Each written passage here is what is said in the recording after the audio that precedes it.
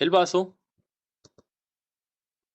su principal función será la transformación y el transporte.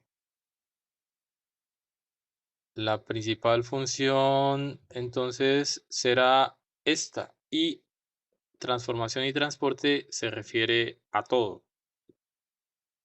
Se refiere a la transformación y transporte de los alimentos, los líquidos y además los pensamientos, ¿no? La parte mental también está acá. Por eso cuando hay problemas en esta transformación y transporte, los textos chinos hablan de que hay flema que, y que esta flema se puede ir también hacia arriba. Esta flema está en relación siempre con el vaso porque como el vaso no puede transformar y transportar, entonces se acumula allí y hace que la persona tenga ideas extrañas, ¿no? Este proceso usualmente lo vamos a dejar como en los líquidos, pero hay que tener en cuenta que también se puede producir en la parte mental.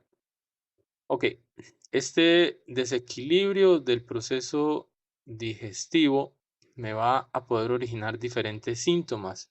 Uno de los principales síntomas de este síndrome, de los síndromes de vaso en general, va a ser la distensión abdominal, que ocurre secundario a la humedad que se produce porque no se puede transformar. Entonces, ¿cómo? Los alimentos no se pueden transformar, por lo tanto, o se van a transformar parcialmente o se van a transformar, no se van a transformar bien. Entonces, esta falta de transformación me va a generar humedad y la humedad me genera un aumento del volumen. Por lo tanto, voy a tener distensión. También puede haber anorexia. Anorexia porque la buena función del vaso hace que tenga hambre. Vaso y estómago van a estar muy relacionados. Cuando tenemos hambre, esto se refiere a la función del estómago, a la función natural del estómago. Es como si tuviéramos un caldero, y así lo ven lo- la medicina tradicional china lo ve así, un caldero, y aquí hay fuego. Entonces, este fuego es un fuego fisiológico. Entonces tenemos un fuego que está en el estómago. Este fuego, si está muy alto, entonces me va a consumir todos los líquidos que están aquí en este caldero. Y si está muy bajo, pues no me los va a calentar. Entonces, si este fuego se apaga por algún motivo, entonces, por ejemplo, tenemos aquí el vaso, tenemos aquí el estómago, supongamos que este es el vaso y aquí tenemos el estómago. Si hay demasiada humedad, la humedad de vaso va a irse hacia el estómago y va a apagar ese fuego. En el momento en que apaga el fuego del estómago, entonces se nos quitará el hambre, porque el fuego del estómago es el responsable de que nos dé hambre. Si el vaso con su humedad hace que este fuego se disminuya, entonces nos dará, pues, anorexia, nos dará, se nos quita el hambre. Esa es la razón por la cual casi todos los síndromes de vaso van a tener esta característica, falta de apetito, ¿sí? Se debe a esta función de vaso en donde, como se genera humedad, se apaga el fuego de estómago que es fisiológico y pues tenemos problemas. Ahora, bueno, ¿por qué nos da hambre por supuesto que esta cosa, este tema del hambre va a tener pues muchas explicaciones desde el punto de vista hormonal y demás, ¿no? Em, con la leptina, la grelina y otra serie de hormonas. Pero en el contexto de la medicina china, cuando tenemos entonces este fuego de estómago que es fisiológico y tenemos alguna enfermedad, hay muchas personas que tienen alguna enfermedad cualquiera y se les quita el hambre. Esto se debe a que este fuego de estómago que es fisiológico se puede alterar por muchísimos factores adicionales y entonces Si se disminuye este fuego de estómago, se nos quita el hambre. ¿Qué pasa? Es como si tuviéramos un incendio en el cuerpo de forma natural. Un incendio no, como un fueguito pequeño de estómago que es natural. Este fueguito pequeño que es natural, cuando no le damos de comer, cuando no le echamos agua, si no le echamos agua, entonces este fuego empieza a crecer y a crecer y nos da más hambre y nos da más hambre y nos da más hambre. En el momento en que le echamos el agua y le echamos los líquidos, vuelve a bajar. Y así estamos toda la vida apagando este fuego, ¿no? Apagando este fuego fisiológico un poco. El hecho de que nos dé hambre es una, una medida, una forma indirecta de saber que vaso, estómago están funcionando bien por ese fuego fisiológico. Y claro, cuando tenemos acidez estomacal o cuando tenemos un, un dolor tipo ardoroso y demás, significa o puede significar que este fuego está muy alto y que está generando pues todos los síntomas digestivos, ¿no? Ahora, este fuego se puede deber a muchas cosas. Entonces, este fuego puede ser porque tenemos el vaso que está haciendo como demasiada humedad y lo está apagando. O podemos tener el hígado que está muy caliente por estancamiento y hace que el fuego se vaya hacia allá, hacia estómago. O podemos tener diferentes otras cosas. Las etiologías pueden ser múltiples, pero cuando tenemos el síntoma como tal en esta parte del estómago, podríamos pensar en esto, en que tenemos esta parte esta parte pues comprometida, ¿no? Del estómago. Ok. Y la diarrea se genera en el caso de los desequilibrios de vaso porque como no hay transformación de las cosas, entonces no se transforman adecuadamente los alimentos y entonces me genera diarrea. Las diarreas como tal en los síndromes de vaso generalmente no son como tan diarreas. Es decir, sí puede haber diarrea franca, pero no necesariamente tiene que ser una diarrea franca para que esté comprometido el vaso. Usualmente las heces se vuelven pastosas. Pastosas es que llevan como esta característica de que parecen como mermelada, ¿no? Como esta consistencia de la mermelada. Imagínense una mermelada y más o menos esta consistencia. Em, Eso se llama heces pastosas. Y puede haber también restos de alimentos sin digerir. Cuando esto pasa, la función del yang del vaso está alterada. Ok. El vaso también me va a nutrir los músculos. Y esta es una función muy importante del vaso porque si no se nutren los músculos, entonces tendremos cansancio y tendremos falta de energía y demás. Los músculos están en relación con el vaso porque el vaso es el que les da la nutrición, pero los tendones están en relación con el hígado porque es el hígado, digamos, porque los tendones van a ser la extensión del hígado en ese sentido. Músculo y tendones están en relación, pues son una continuación uno del otro, ¿no? El tendón es la continuación del músculo que llega luego a insertarse en el hueso. Entonces, bueno, cuando tenemos problemas de vaso, estos músculos no se van a poder nutrir bien y por eso vamos a tener cansancio. Mientras que cuando tenemos problemas de hígado, habrá contracturas a nivel tendinomuscular y lo principal serán las contracturas, ¿no? Entonces el vaso me va a nutrir los músculos. Un fallo en la energía de vaso me genera caída de las estructuras, prolapsos. Entonces, este es un síndrome especial de vaso que se llama hundimiento de energía de vaso. Cuando se producen estos prolapsos, debemos pensar siempre en esta parte del vaso que no está haciendo como su función de mantener las cosas en su puesto, ¿no?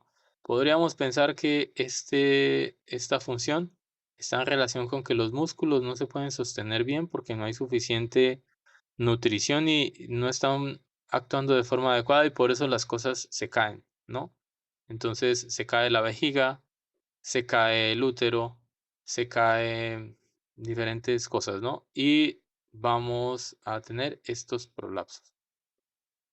Entonces, bueno, estas son las cosas generales de vaso. em,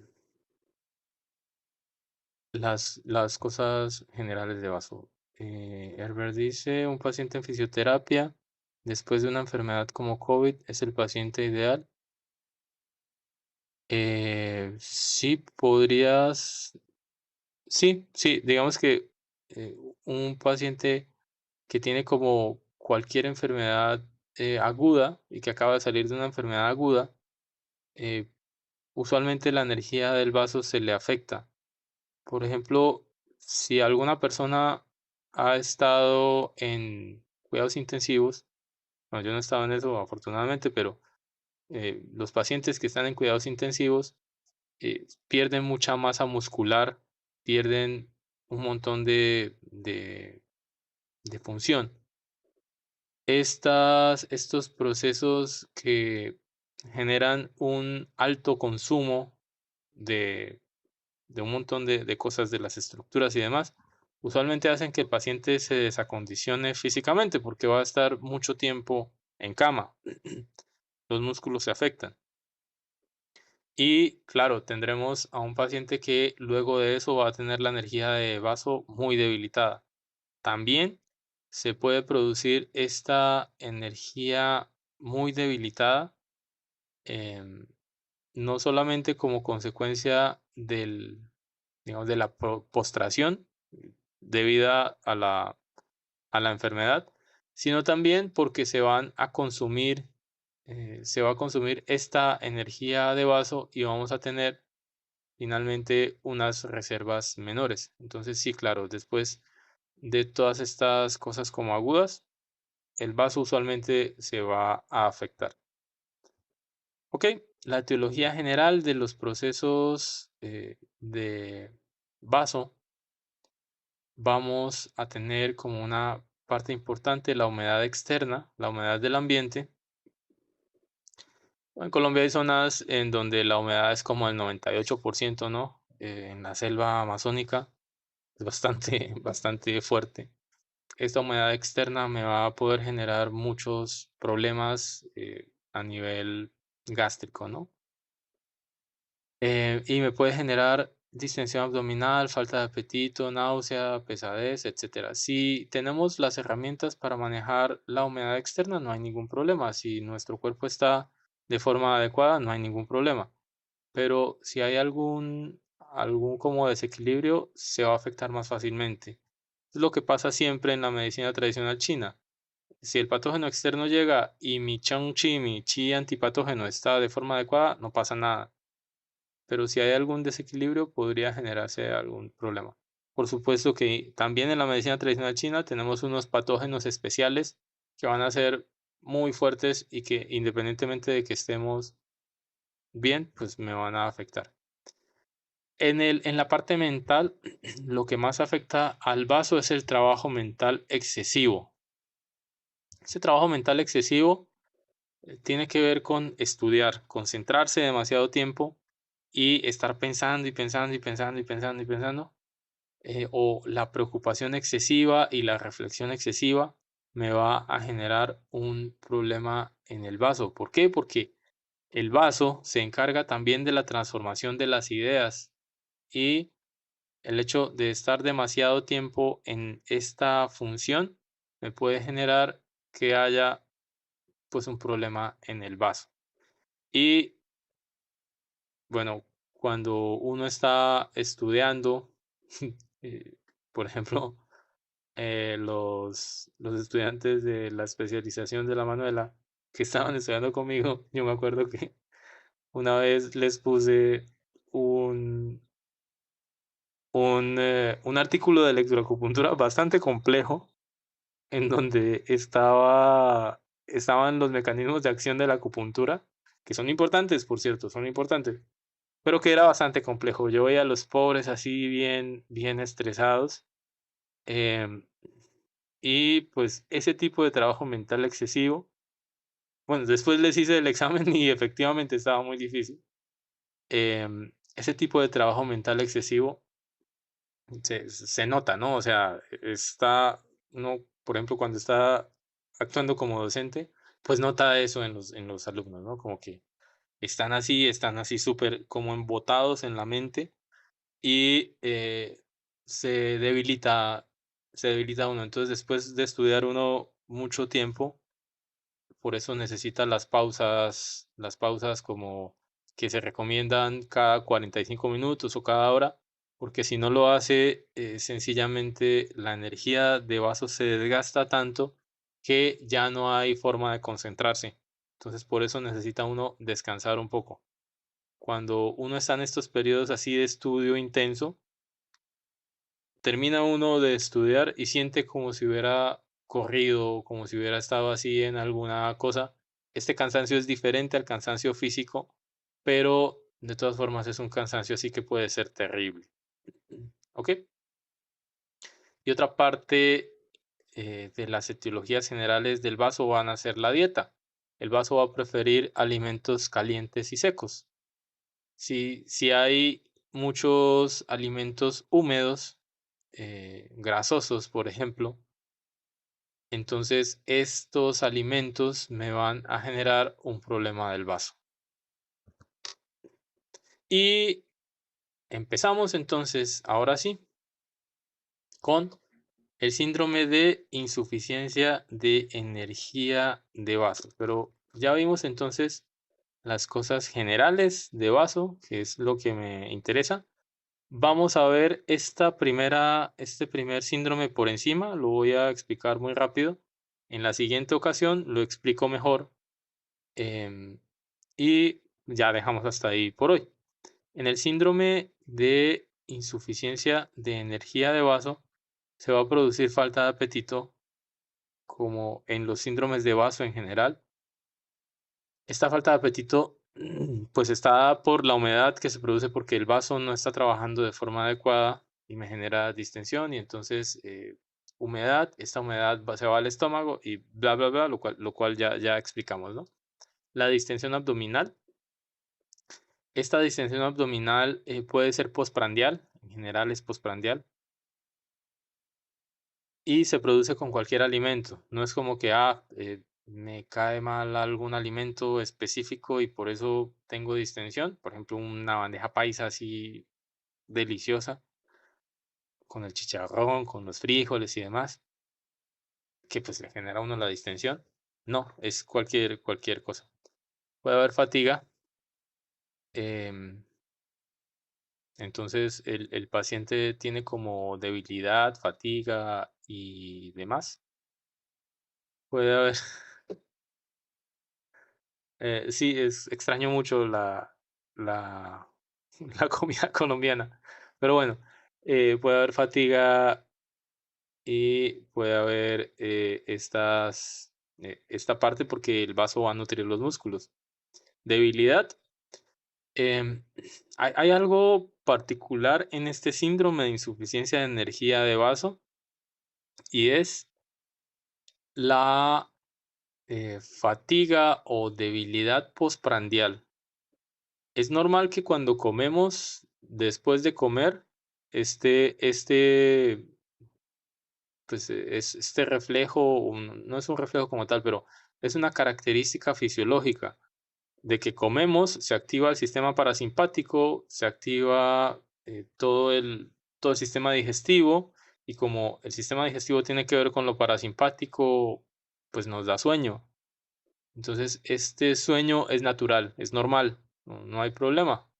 Incluso se recomienda que uno puede comer, echarse una siestica de unos 20, 30 minutos y está bien, es muy saludable. Las siestas a mitad de la jornada de trabajo están bastante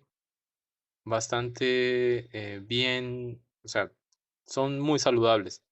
Pero este cansancio postprandial o este sueño que se produce después de la comida es demasiado intenso, entonces lo que tendremos es una insuficiencia de energía de vaso. ¿Esto por qué? Porque la persona come, esta poca energía que tiene como en su cuerpo se tiene que ir al estómago. Y si hay muy poca energía, entonces el paciente se va a sentir muy fatigado y con mucho sueño después de comer, ¿sí? Entonces, pues tengamos en cuenta eso, ¿no? En general, es, es como a veces un poco difícil decir qué es normal y qué es como patológico en esto, porque pues es un proceso también fisiológico, ¿no? Pero si el paciente se queja demasiado de esto, pues hay que ponerle atención. Y, pues, no solo el paciente, sino también su círculo cercano, ¿no? Que, pues, como que come y necesariamente tiene que ir a dormir, porque si hace alguna otra actividad ya está mal, pues, pongamos la atención a eso, ¿no? Em,